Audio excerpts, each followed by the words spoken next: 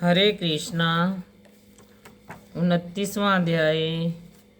हरि ओम शांताकारकं भुजगशयनं पद्मनाभं सुरेशं विश्वधारं गगनसदृशं मेघवर्णं शुभांगं लक्ष्मीकान्तं कमलनयनं योगी ध्यानगम्यं वन्दे विष्णु भवभयहरणं सर्वलोकीके नाथनं।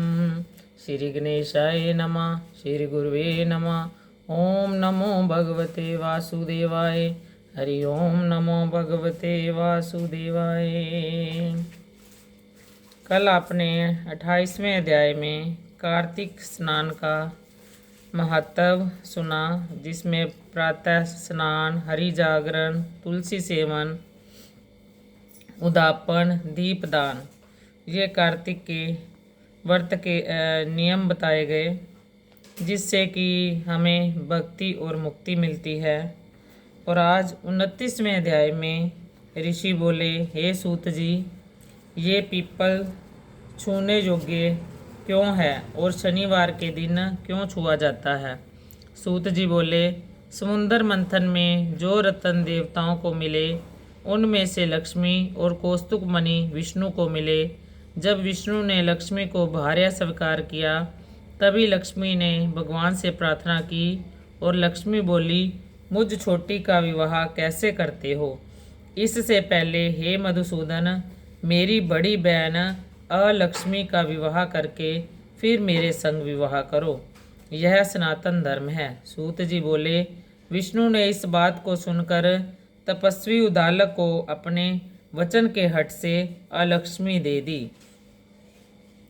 यानी कि उद्दालक मुनि जो थे मान नहीं रहे थे, लेकिन विष्णु भगवान ने हठ से उन्हें लक्ष्मी दे दी। स्थूल जिसका मुख, श्वेत दांत, जीर्ण शरीर, लाल नेत्र और बाल सूखे हैं। धर्मज्ञ उद्दालक मुनि विष्णु के वाक्य से उसको अंगीकार कर अपने आश्रम में आए। हवन की सुगंधित धुआं वेद ध्वनि जिसमें हो रही थी, ऐसे आश्रम को देखकर दुखी होकर यह वचन ज्येष्ठ बोली। जब ज्येष्ठ ने अलक्ष्मी ने देखा कि वहाँ पे उद्दालक मुनि, जो कि बहुत ही तपस्वी थे, धार्मिक थे, कि इनके आश्रम में तो हवन की सुगंधित धुआं आ रहा है और वेदों की ध्वनि हो रही है, तो वो सोचती है कि मैं यहाँ पे कैसे रहूँगी। और उसने दुखी होके ये वचन कहे कि हे ब्राह्मण, जहाँ पे ये वेद ध्वनि हो रही हो और भक्ति मंत्र गाए जा रहे हो, कीर्तन होता हो, मैं वहाँ पे नहीं रहूँगी। यह स्थान मेरे रहने योग्य नहीं है, मुझको दूसरी जगह ले चलो। उद्दालक बोले, हे कांते, तू यहाँ क्यों नहीं रहती? तू बता, तेरे योग्य कौन सा स्थान है। तब अलक्ष्मी बोली, जहाँ वेद ध्वनि होती होए, अभ्यागत का सत्कार होए और यज्ञ दान आदि होए, मैं वहाँ नहीं रहती हूँ। स्त्री पुरुष प्रेम से रहे हैं, पितर और देवताओं का पूजन होए, मैं वहाँ नहीं बसती हूँ। जहाँ उद्यमी नीति में चतुर, धर्मात्मा, प्रिय बोलने वाले, गुरु की पूजा ना करने वाले रहते हों, मेरा निवास वहाँ नहीं है। दिन रात जहाँ स्त्री पुरुष में लड़ाई होती होए, अभ्यागतों का जहाँ सत्कार नहीं हो, उस स्थान में मेरी प्रीति है। वृद्ध सज्जन और मित्र का अपमान हो, जहाँ कठोर भाषण होता हो, वहाँ मैं नित्य निवास करती हूँ। जहाँ खोटा आचरण करते हैं, प्राय स्त्री से प्रीति करते हैं, उस स्थान में मेरी प्रीति है। जहाँ मदिरापान, गोवध, ब्रह्म हत्या आदि पाप होते हों, उस स्थान में रहती हूँ। सूत जी बोले, तब ज्येष्ठ के वचन सुनकर उदास मुख हो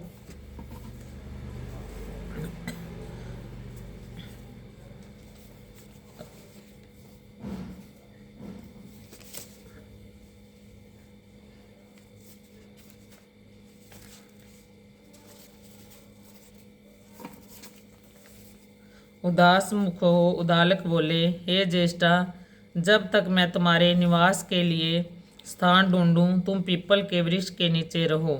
सूत जी बोले, इस प्रकार वहाँ बैठकर उद्दालक चल दिए। वहाँ बहुत देर तक उनकी बाट देखती रही, पर दर्शन ना हुआ। फिर स्वामी के त्याग से दुखी होकर विलाप करने लगी। उसके विलाप को लक्ष्मी ने बैकुंठ में सुना। फिर लक्ष्मी ने व्याकुल होकर श्री हरि से निवेदन किया, मेरी बड़ी बहन पति के त्याग से दुखी है। हे कृपालो, जो तुमको मैं प्रिय हूँ तो उसको जाकर समझाओ। सूत जी बोले। तब भगवान लक्ष्मी सहित वहाँ पधारे और उस अलक्ष्मी को समझाते हुए बोले, हे अलक्ष्मी, पीपल की जड़ का सहारा लेकर तू यहाँ सदा रह। यह मेरे अंश से उत्पन्न है और मैंने तुमको यह स्थान दिया है। वहाँ प्रतिदिन वर्ष तुम्हारा पूजन होगा। उनके घर में तुम्हारी छोटी बहन अचल होकर रहेगी। स्त्रियां तुमको भी अनेक प्रकार की भेंट देकर पूजन करेंगी।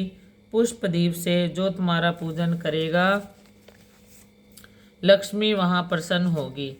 कृष्ण और सत्यभामा तथा नारद और पृथु का संवाद मैंने कथन किया। और भी जो पूछो मैं कहूँ। इस वचन को सुनकर ऋषि मंद मुस्कान करने लगे। वे आपस में कुछ नहीं बोले, चुपचाप बैठ गए। तब शांत चित्त होकर बद्रिका आश्रम के दर्शन के लिए गए। जो इस कथा को सुने और पुरुष को सुनावे, वह सब पापों से मुक्त हो विष्णु के रूप को प्राप्त होता है। इति 29वां अध्याय। बोल कार्तिक महात्म की जय।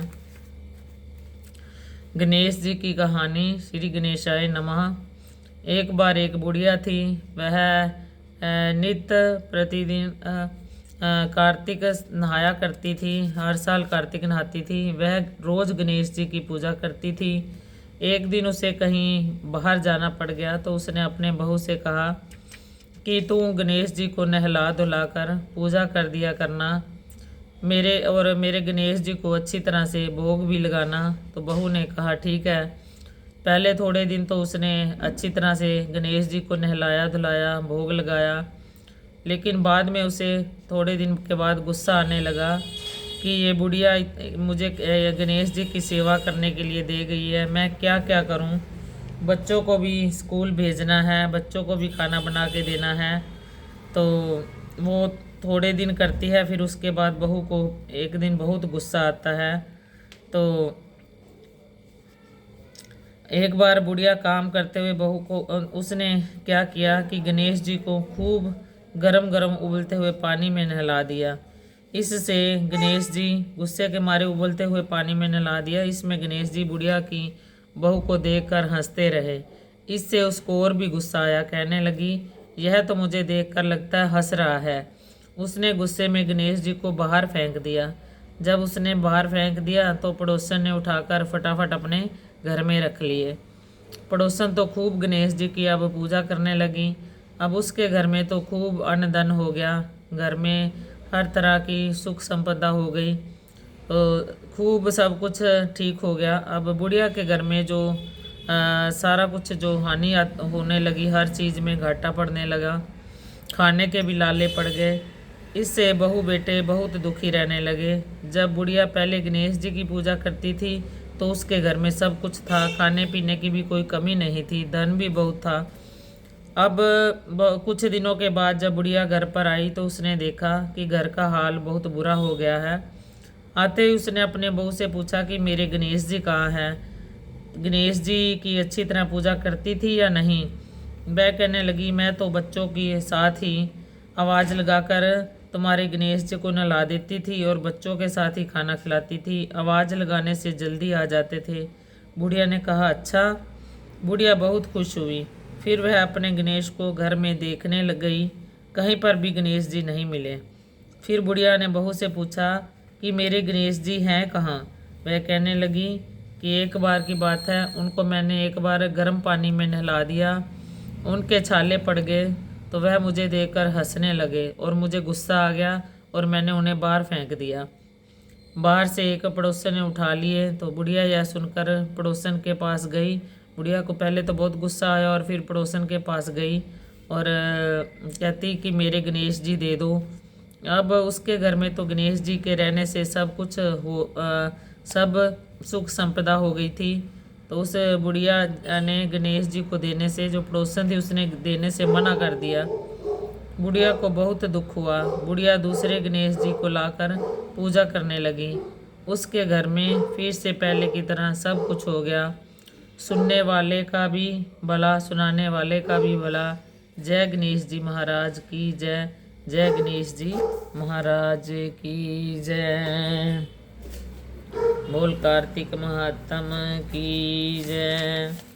अच्युतं केशवं कृष्ण दामोदरं रामनारायणं जानकी वल्लभं।